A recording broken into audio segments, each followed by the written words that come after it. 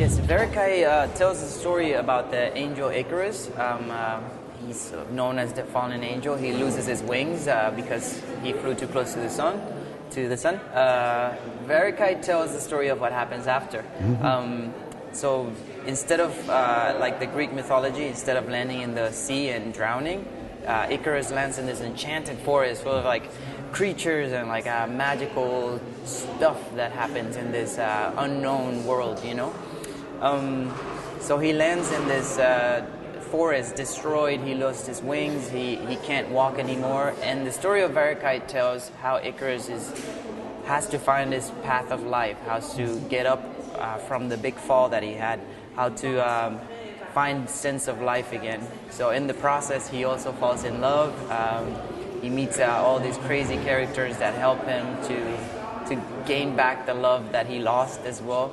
So it has so much depth to like what he goes through. It's a roller coaster of emotions for Icarus. So it's very fun to play.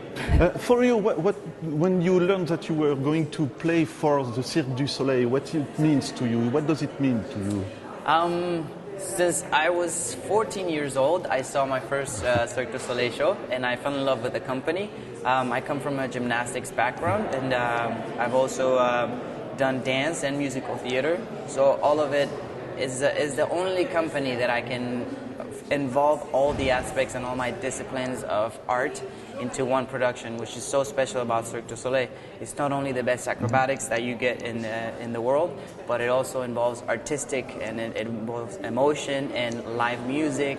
So it attacks so many forms of art into one production that everybody gets something out of it. I think it's brilliant. Is it easy for you to show some emotions when you are on stage, because people are a little bit far?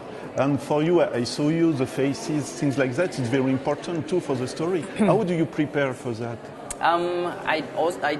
Generally, I do, my main discipline is do aerial net. I do an aerial contortion act, acrobatic act, in the beginning of the show. And incredibly funny enough, that's not the most challenging part. The most challenging part is to actually tell the story to 4,000 people every single show, you know.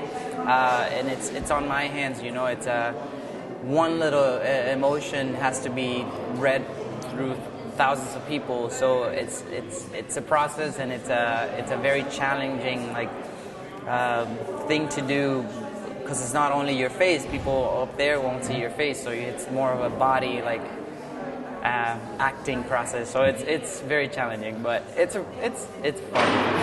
Is it?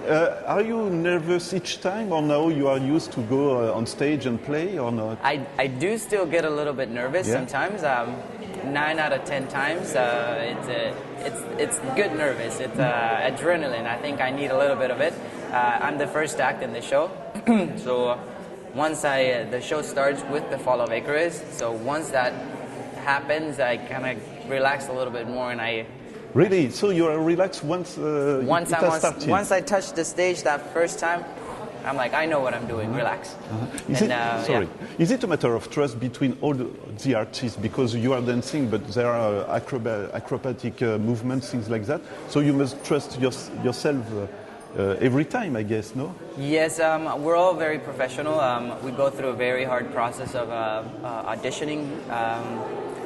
I've been in the company for a few years now, so everybody knows that everybody's very disciplined in what they have to do. So you still get a little bit nervous, a little bit of adrenaline before you do what you have to do, but you have to trust in yourself and trust in everybody else that you know what you're doing. And I just like go and enjoy the ride. So very last question, but after the Cirque du Soleil, is there any objective for you, or do you want to stay in the troupe? I would love to stay in the troupe, in Cirque du Soleil. It's a great company to be in. There's so much range to other things that you can merge into after you're done performing on stage. So I think it's a very important thing to think about as you're growing older, because your body can't get the impact so much. But for now, I think I have a few years ahead of me performer, so I'll start thinking about it in a few. Well.